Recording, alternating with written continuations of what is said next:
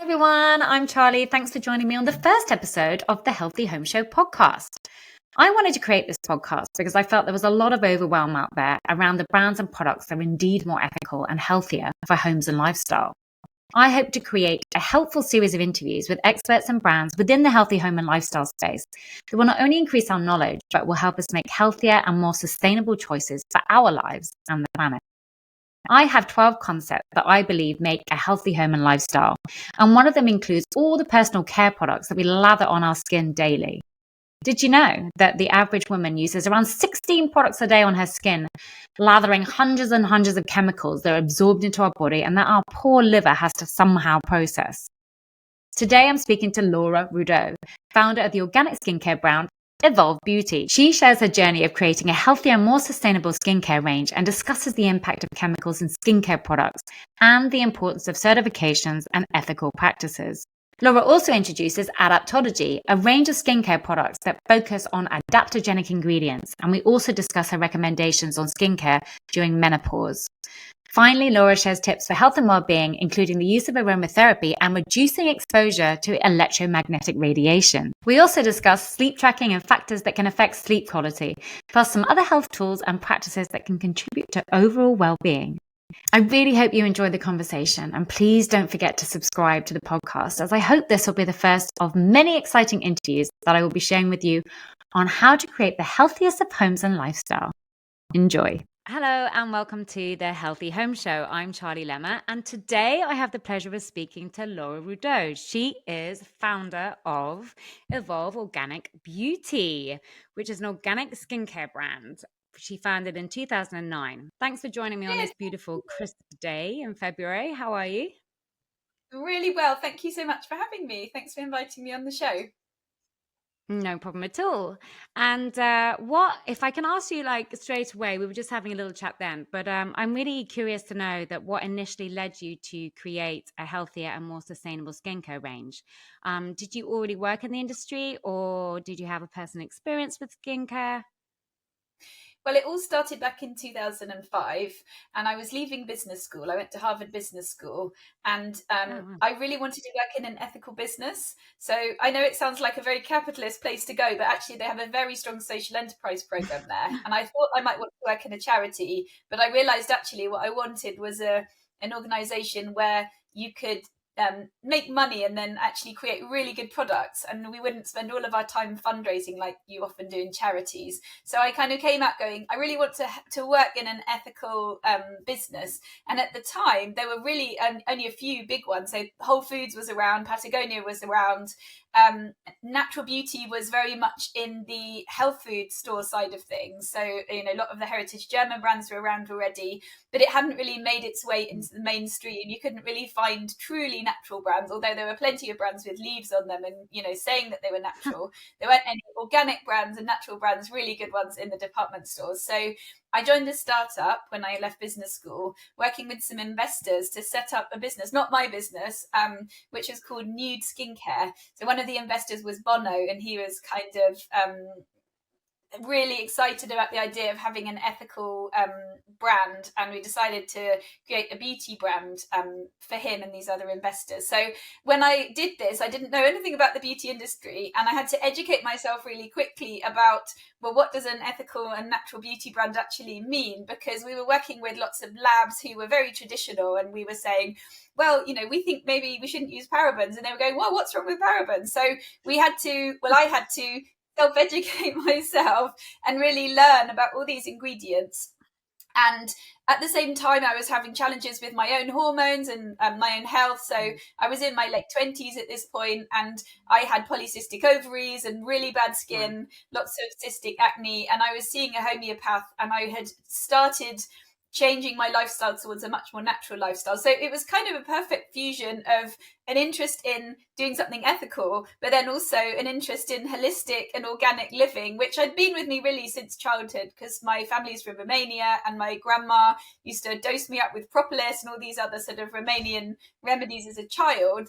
But then I'd sort of explored things around energy medicine and homeopathy in my own personal life, and then it kind of started fusing with what I was doing at work, and it was really a kind of a a perfect match for me. So I really got excited about formulation and what we could do to create really effective natural products. And we launched this range Nude in 2007. And once we launched it, I thought, well, actually, I want to do this for myself. And I decided to set my own development company up, and I started working on the Evolve brand. And really, the vision has always been true and the same, which is that I wanted to help people live a healthier and greener lifestyle, but have a product that they could fit easily into their existing very busy lives. So trying to appeal to a much wider range of people than currently were buying natural and organic products, because it was really only the people who would make big compromises on in terms of how the products felt and smelled and looked that were buying organic products back then. It was sort of very much a health food store type customer. But with Nude, we launched into Selfridges and we created something that looked very elevated. And I wanted to sort of take this idea a bit further. So with Evolve, I certified it organic. And we also got a cruelty-free certification at this point, which was 2009. And we were using recycled plastic packaging at that point. So the packaging was quite different to how it is now. And it took me about 6 years to kind of get a fit between what we were doing with the packaging and the business model of the business and kind of what customers wanted. And during that time, the market was also becoming much more interested in natural. So in 2015, we opened our own studio. We changed the packaging to the current design with the brown glass bottles and the initially hand printed labels that we're printing in the studio, and then later we've sort of started making those outside, not ourselves anymore, because we realized that they were too smudgy and that didn't really work. But anyway, we make them still ourselves in our own studio, and we've created this range of 50 products, and 90% of them are certified organic and natural. We use a lot of natural ingredients in all of them, as many organic ingredients as we can.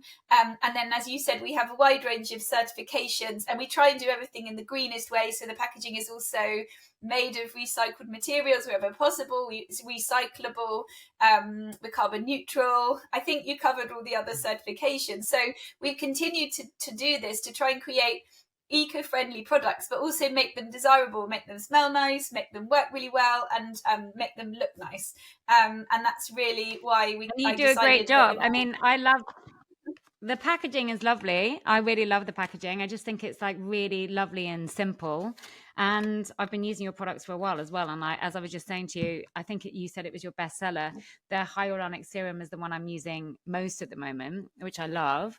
I really wanted to know, I really want to know about the certification process and the labeling a little bit more to help people basically choose for themselves, like what the better and more green products are. But before I ask you that, I was just going to go back to something that you said, talking about one of your missions is about making, greener products for people, helping people with their healthcare, helping people live healthier lives.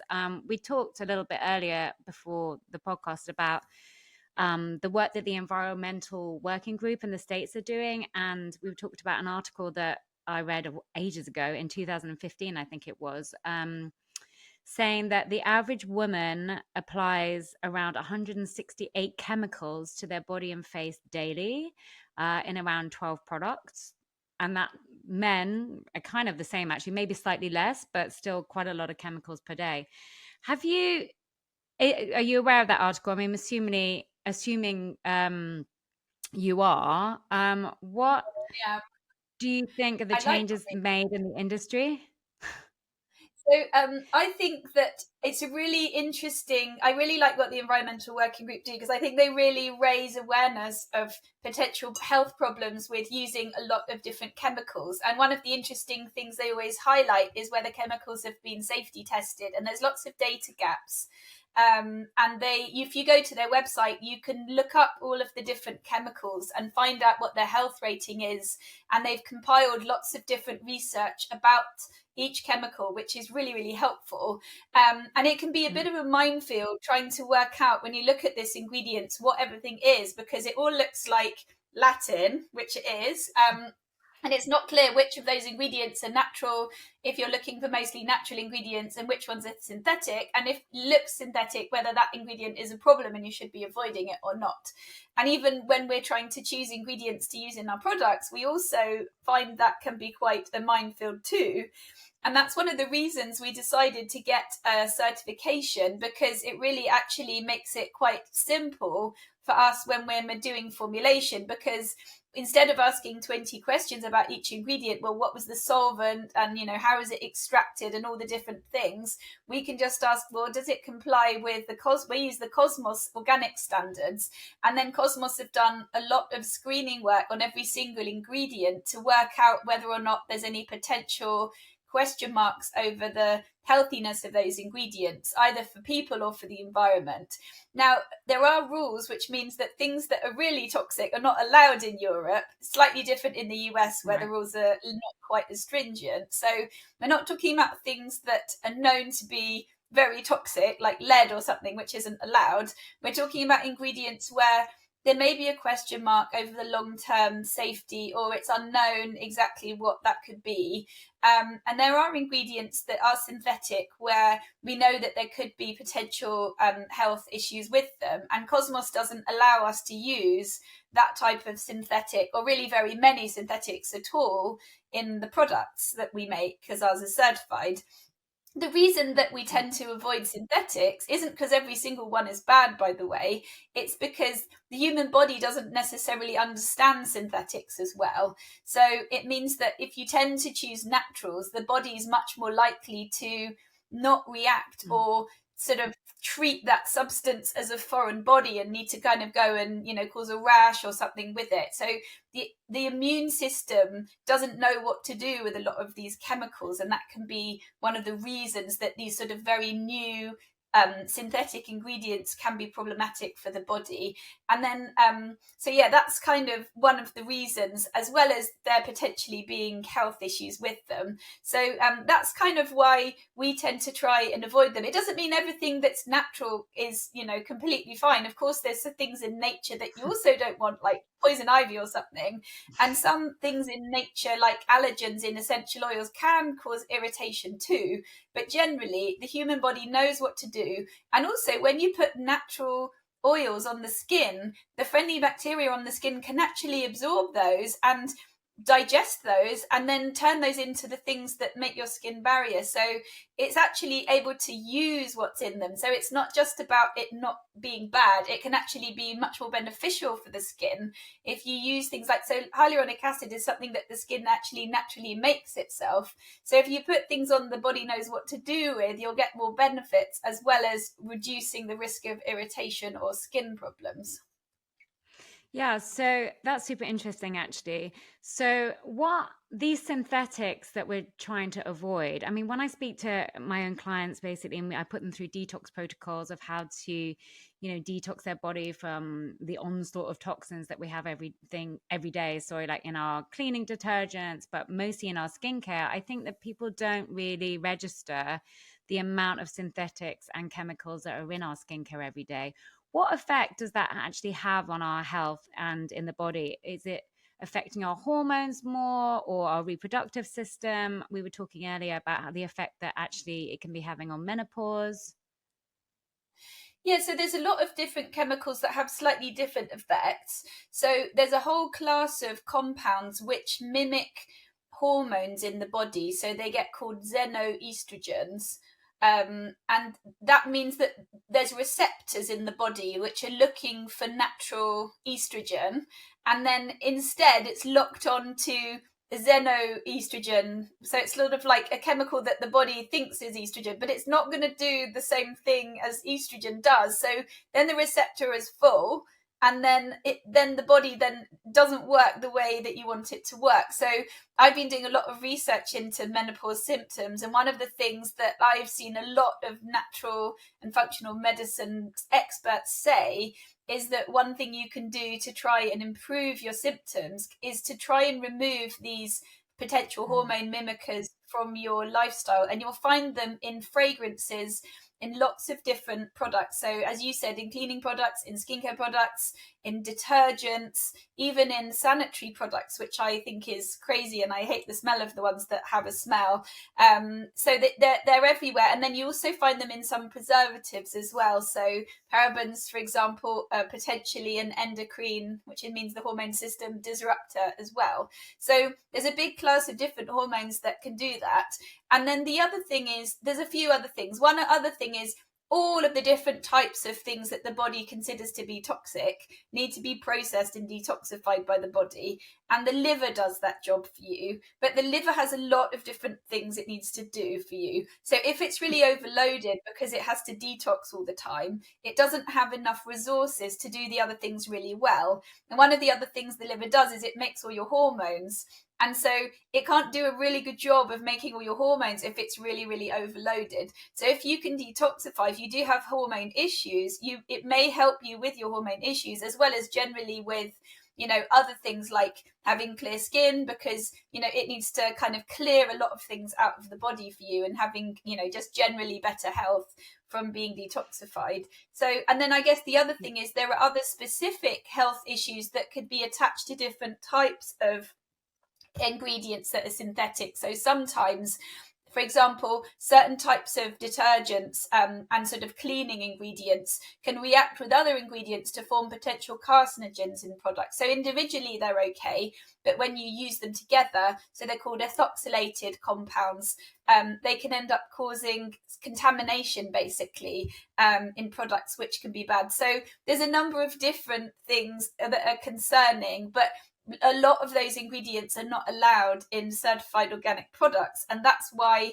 we tend to in fact, it's really certified natural products you're not allowed. So you can already eliminate all of those toxins even if you looked for a Cosmos natural level product, and 10 of our products out of 50 are Cosmos natural level. And then on top of that, you can then also look for products that have a high level of organic content. And those two things are slightly different. One of them is all about removing toxins, and that's the natural level. And then the organic level is, let's also see if we can remove pesticides, because when things are grown in an organic way, they don't use pesticides, or at least not so many of them, and not such harmful ones. And those pesticides then aren't in our food or our beauty ingredients. So the more we can use organic ingredients, the less of the body burden of the body trying to clear out of those pesticides as well. So ideally you would aim for both, the organic and the natural. And it's better for the soil as well. It's better for biodiversity. It's better for improving soil health. Great. Yeah, one of the things I love about Evolve and your brand is that you have gone through the process of becoming a B Corporation. Now, I know not everybody knows what a B Corp is, but I love B Corps because I think they basically take the overwhelm out of deciding where to put my money, which brands to put my money behind, because I want to spend my money on ethical brands that have done the hard work, like you, of making themselves more organic, kinder to people, kinder to the planet. But would you mind explaining to those that don't know about B Corps, what the process is like, what led you to go through the process in the first place? So B Corps are businesses who have signed up to become a force for good, generally. And to be a B Corp, you have to prove that you're making a positive difference in the world you can prove in a number of different ways that you're doing that. So you don't have to be organic to be a B Corp, and they aren't exactly the same. You can be a B Corp because of your positive impact in lots of different areas, on the environment, on workers, on customers, on your, basically a number of different routes. And it's a sort of a scoring system. So if you particularly create a lot of impact in one area, then you'll have enough points to be able to get the B Corp certification. And we've tried to really look across the board at all the different things we could do, which we were doing anyway, to be honest. But the B Corp was a lovely way of explaining that to everybody, and being able to sort of prove that someone else had verified that we're making, trying to make a difference in the world. And it's a nice community of businesses supporting each other as well, trying to help each other and collaborate to improve things. So I'm involved in a group of all the B Corp beauty businesses. There's about 60 in our coalition, the B Beauty Coalition, and I'm on the steering committee of that. And we're looking to do projects together collaboratively to improve what we're doing, to continue to improve, and then also to share what we're doing and help the rest of the industry as well. So I think it's a great movement, and an amazing thing that there are so many B Corps around the world now. I think it's wonderful. Yeah, I find it a fantastic movement. I mean, I used to live in Barcelona, and they have B Corps there as well. And I just find it a fantastic way in this world where we have so much overwhelm from brands and products and companies. And, people don't really know how to be a more conscious consumer anymore, because everyone's trying to send you greenwashing messages, or, using the term natural when it's actually not natural. So I think B Corp is the way ahead, really, in terms of helping the consumer basically make a more eco-conscious and more ethical choice. So, I mean, I think that's great. I also noticed actually on your website that you put that you are striding towards becoming a regenerative business. Is that the same as B Corp, or does that differentiate? I think B Corp is more like an overall umbrella, which kind of scores all the different things you do. And sort of, if you're a force for good in one way, then you can get your B Corp certification. And really, with regenerative, it's what we think is the next step beyond organic. So when we think about soil health, trying to help with all the soils which are worse and worse as time goes on, with all the pesticides and fertilizers that are being used, is what the organic movement is doing. But regenerative agriculture is a step beyond that. So it's thinking about how do we really maximize the fertility of the soil? Because if we have really fertile soil that really is in the way it should be in the natural state, it will be more productive. We don't need to use pesticides and fertilizers on it. And organic is one thing, and then it's kind of like, it's no-till agriculture, it's permaculture, it's all of those sorts of things. We're using an ingredient that is from the Kalahari Desert, which is Kalahari melon seed oil, and we think it's the most regenerative ingredient we've got. And it was seen as a weed initially, and then a farmer started growing it and making the oil into the seeds into an oil for beauty products. And this grows where nothing else grows in the Kalahari Desert. It basically employs local people in an area that was really, really badly affected by drought, and nothing else could grow there. And it's effectively turning the desert back into soil, because once the roots are there, then the dust doesn't just all blow away anymore. And so you kind of need to have plants there, and it's something that it can really help with that. So it's a good example of an ingredient that's regenerative. So it isn't just about how it was grown, it was about kind of the impact then on the soil and the people and everything in the way it was made. Yeah, that's fantastic actually, because I think, many brands aren't doing enough to consider the farmers and the growers and the communities where all these kind of crops are being produced. I was reading quite a lot recently on, how all the deforestation is not only kind of taking oxygen out of the atmosphere, but it's causing so many floods and landslides and everything, because, as you say, it's not providing the roots anymore that hold back these kind of weather events. What else was I going There's to ask actually you? So, sorry, just one little tiny point on. There's a statistic which is that there's only 6 years of soil left, of fertile soil left, which I've read. And so this is a problem that it's something we need to work on. And there's a new movement around regenerative agriculture, which is really just starting up now. The certification, regenerative organic certification, ROC, is new.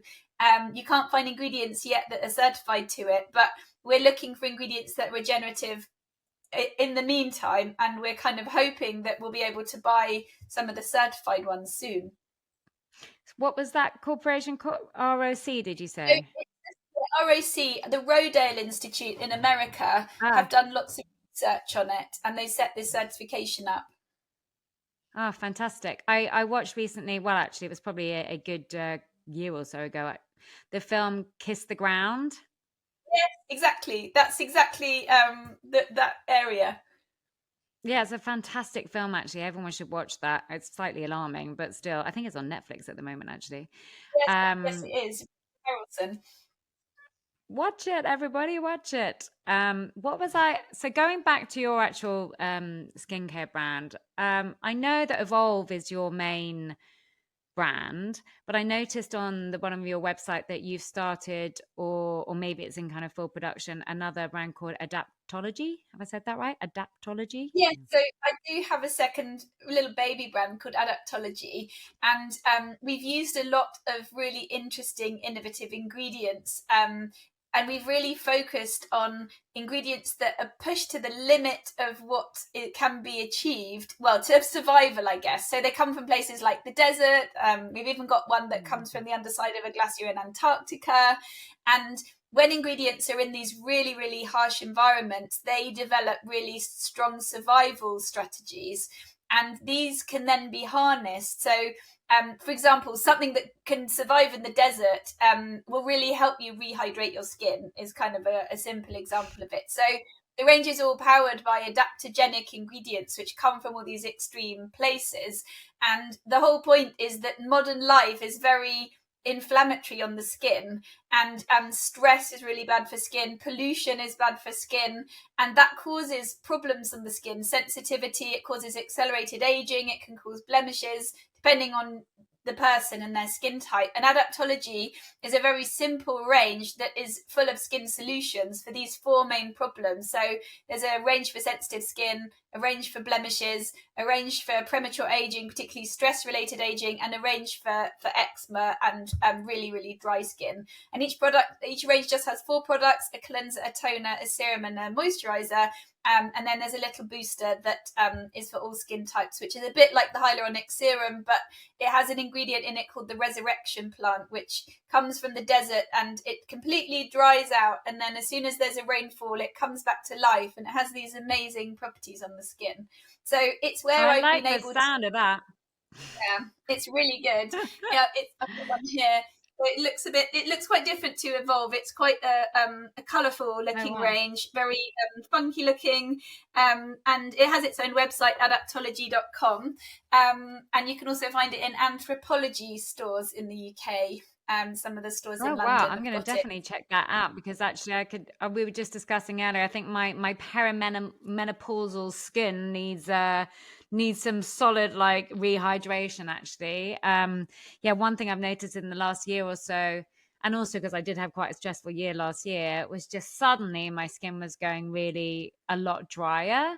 Is that something that I know you are looking into menopause a lot and skincare related for menopause at the moment. Is that something that you're taking into consideration when you're designing products around this? Or, I mean, because dry skin seems to be my biggest worry, but I know some people have other skincare issues with menopause. Yeah, so I'm actually in the middle of writing a blog about menopausal skincare, which should come out soon.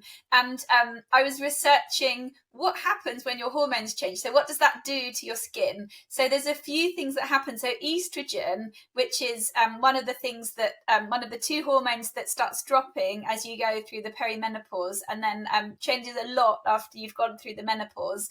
But it's really involved in the production of some of the things that are important for your skin. It's involved in the production of collagen and elastin, which are the things that sort of give your skin its structure. And then also it's involved in the production of things like hyaluronic acid, which is a hydrating ingredient that your skin makes to keep itself hydrated.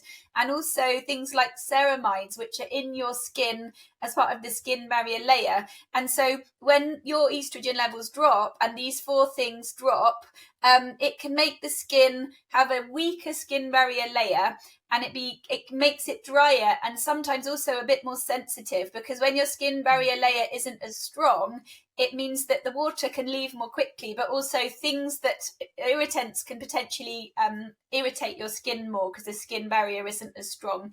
And then the other thing that can happen is that you start noticing more fine lines and wrinkles appearing, sometimes more quickly than before, because your collagen and elastin levels are dropping more quickly during this time. They sort of gradually drop, and then they tend to drop more quickly during that time.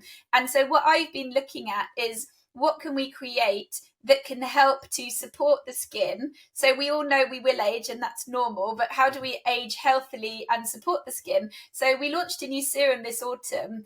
As I've been I'm now in my mid 40s. I'm 46 now. Although I was telling people I was 47, I was getting my age wrong. So I've sort of seemed to have forgotten how old I You're not meant am. to age I yourself. know it's old age, memory loss.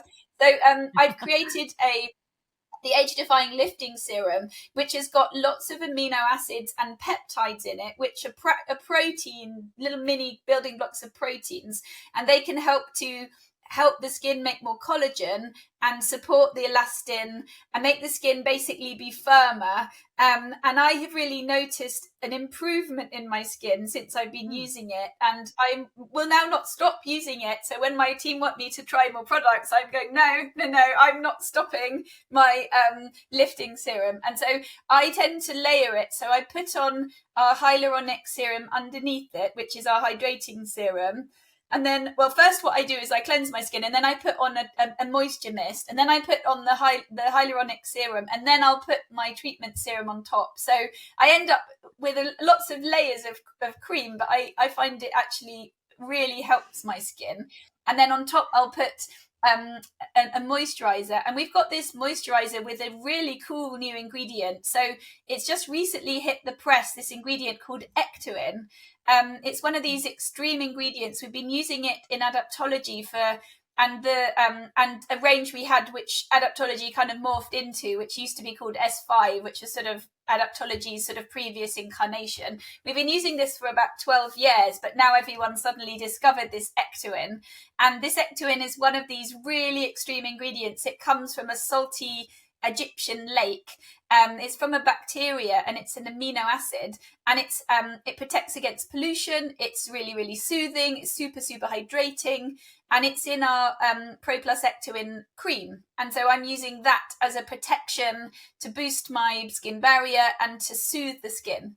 And then I'll put my SPF put that on top, and that's in the Evolve range or the Adaptology range? Well, it's in both now. So it's in in the Adaptology creams. It's in every single cream because it's as part of our adaptogen protection complex. It's one of the 3 adaptogens. So it protects against pollution, and then there's something to protect against stress, which is called wild indigo, and something to protect against blue light. So any of the Adaptology creams has got it, but now we've also introduced it in one of the Evolve creams, which is our Pro Plus Ectoin, which is for very, very sensitive skin. Great. I must say that with your products, and I've tried quite a few of them over the past couple of years, apart from the packaging, which I love because it's just so simple and recyclable and basic, and I don't understand why anyone needs to do anymore. It's great. Your price point is always really good. How do you manage to keep your prices like as low as that? I mean, I always compare, because obviously when I go into John Lewis or where else have I seen your range, Selfridges, it's always next to kind of other ranges that are much more. But for me, I much prefer the packaging, I much prefer the product, and I much prefer the fact that you're ethical and you're a B Corp. So how do you manage to keep your price point so low?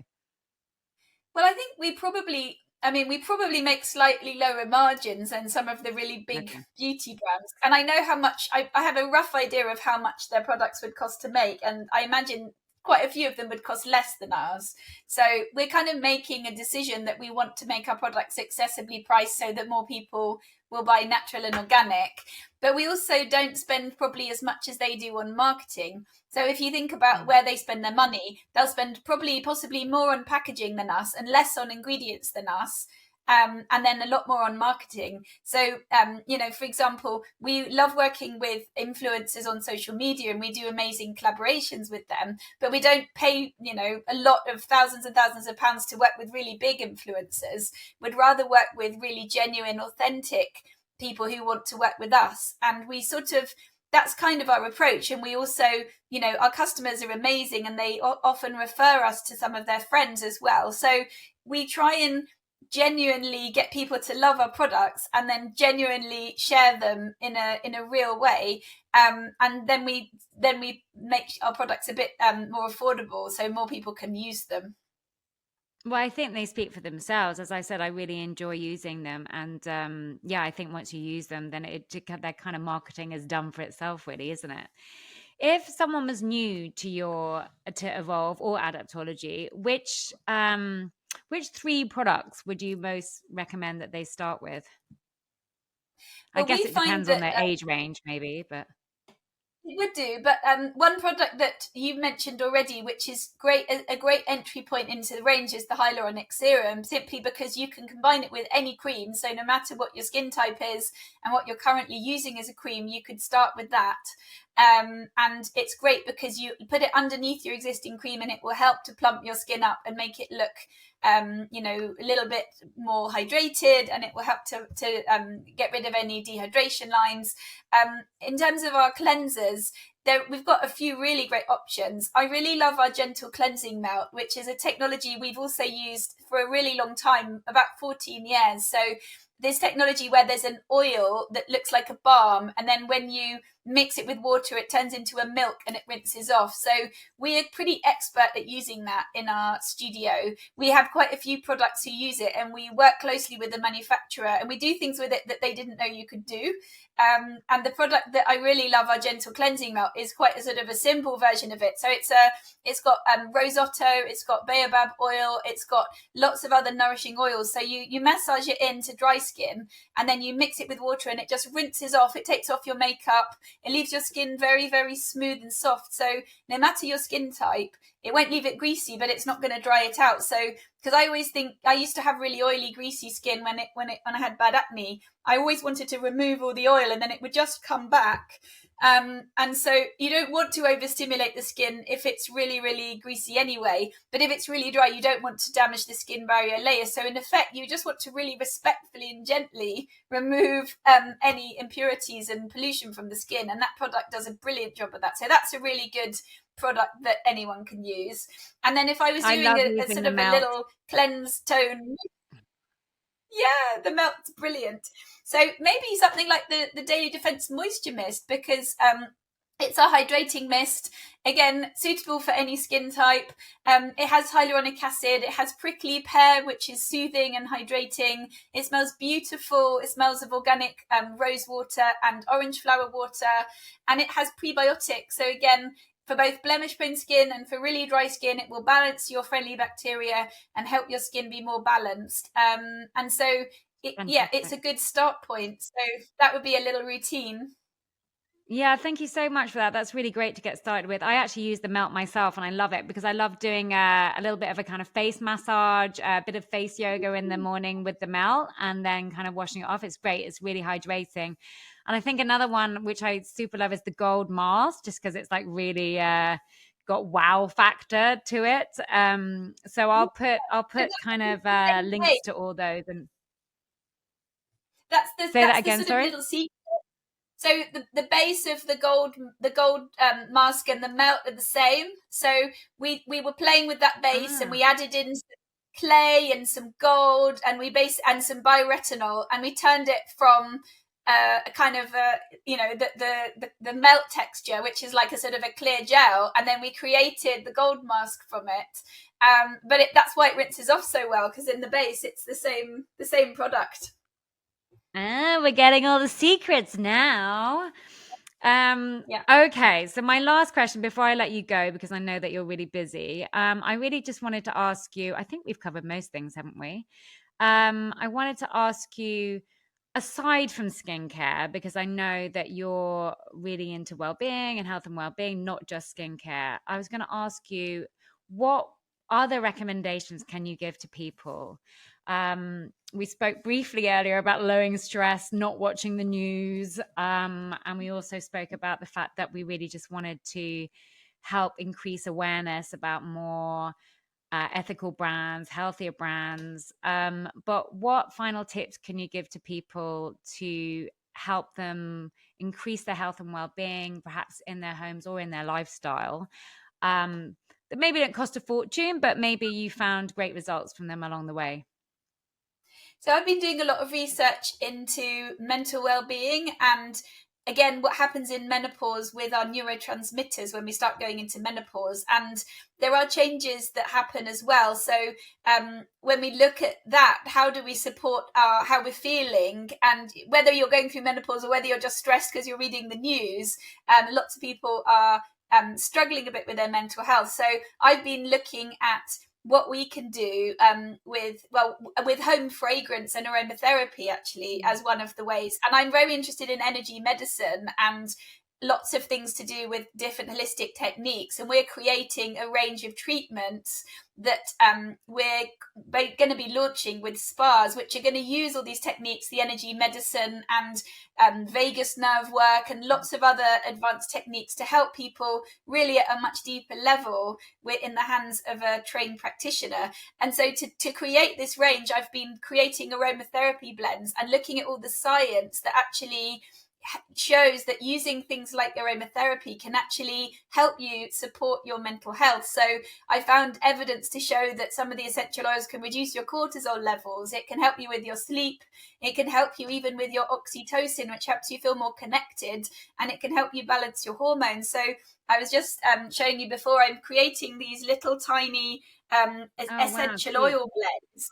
And I've got 4 of them that I'm launching initially with spa, but I'm also looking at home fragrance. And as I've started looking at this, I've realized that there are so many toxins in all these fragrance products. So things like diffusers normally have all these toxins in the bases of them, and all these sorts of room sprays and things that people use. So I think that that's another source of potential issues that we're trying to work on and address. So it's another thing you can do.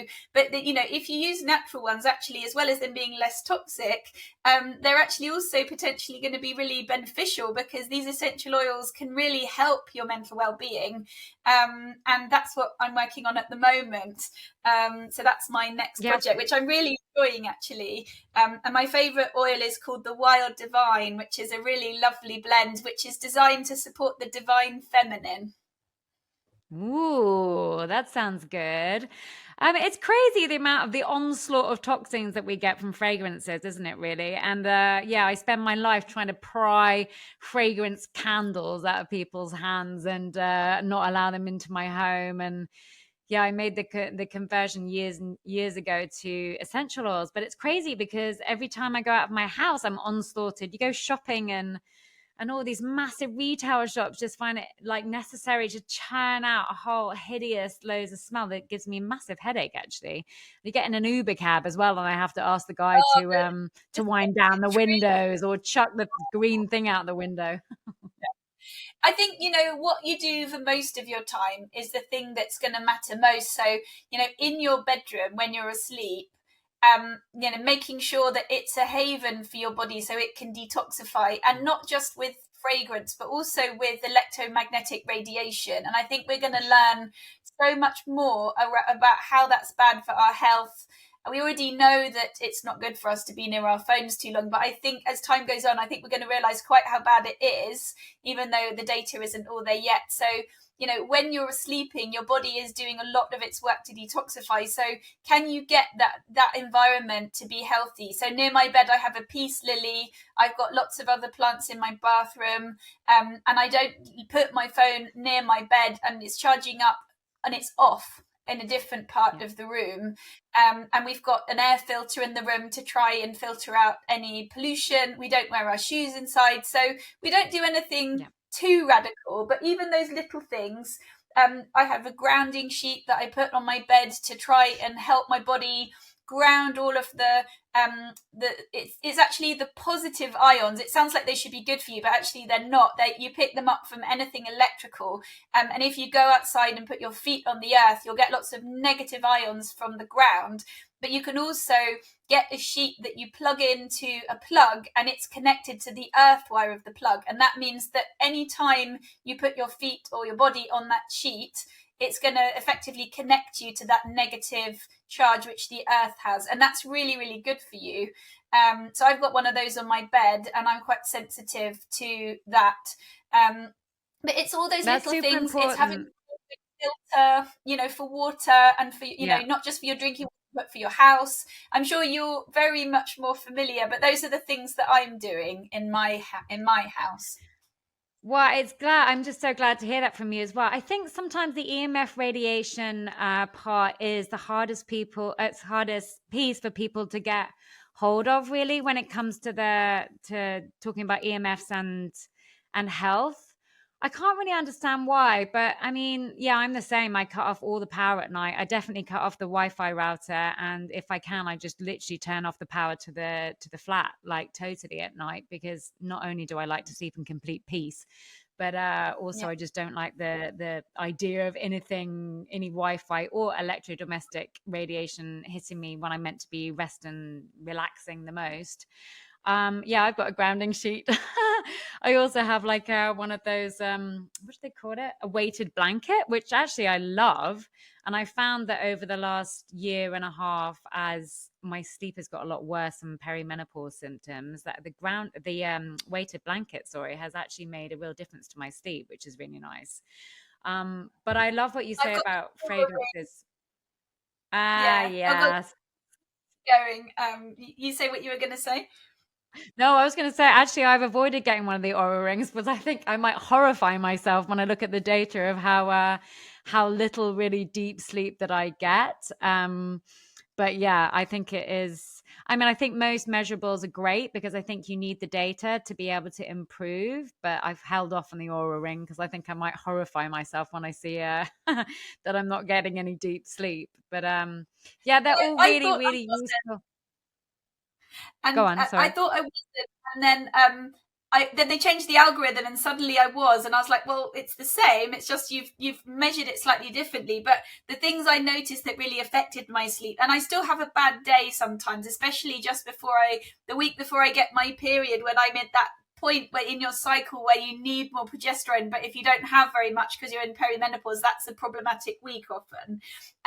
So that week can still be a bit bad for me. But what I found is if I don't drink any alcohol, I'm so much better. So I have really tracked that and noticed that makes a massive difference to my deep sleep. And also not playing on my phone too late at night and trying to be in bed by 11 makes a big Mm. difference. Because I always used to think, well, if I'm in bed if I want 7 hours sleep, if I'm in bed by midnight, that's fine. But you don't get sleep all the time. So if you're only 90% sleep efficient, then you won't get 7 hours that way. You'll kind of have 6.5 or maybe 6 hours. So you really need to be in bed by 11 if you want to sleep, and you sleep till 7 to get your to get 7 hours. And that's kind of, you need to be in bed for 8 to get 7. And the other thing Yeah. I'm not very good at that I'm trying to improve is just daily movement. It's sort of like 8,000 steps, and the Aura Ring does kind of try, and I mean, I'm not brilliant at it at all, especially in the winter, but that I think is my key focus, to try and improve my level of activity, especially when I'm really busy doing all the things, that I think can really help with sleep as well. Yeah, I find that the big difference between living here and when I was living in Spain actually is that my movement, it was a lot more. I was kind of pacing up and down the city like the entire time, and here I'm a lot more sedentary. So that's something I really do need to kind of focus on getting back into. But yeah, they're all really amazing tips. Thank you so much. And so nice to speak to someone that's so much on the same wavelength. Normally, when I tell people I've got a grounding sheet, they're like, okay. Oh, I've got all of the things. I've got a lot more weirdy things than that. I've got loads of crystals and a little pyramid and all kinds of things. I have a red light box as well, which is a brilliant health tool. So it's this big panel which beams out 2 different wavelengths of red light. And this red light is the light you get from the setting sun, and it's very healing. And there's a lot of evidence to show that it helps with it's regenerative in lots of different ways for your body. So if you have an injury or you're just working on, it's another way to work on anti-aging goals without putting products on, is to get one of these things. So I have one of those as Yeah, well, and that's really fantastic. nice. That is on my to buy list, actually. So, yeah, especially now in these winter months, although I think I've probably missed the bulk of the winter months, but it's definitely worth getting one of those, I think. Laura, thank you so much for your time. And it was such a pleasure speaking with you today. And I'm really excited to actually try out some of the Adaptology range. So I Yeah, shall be it's seeking that out that. very soon. Yeah, for now, thank you so much.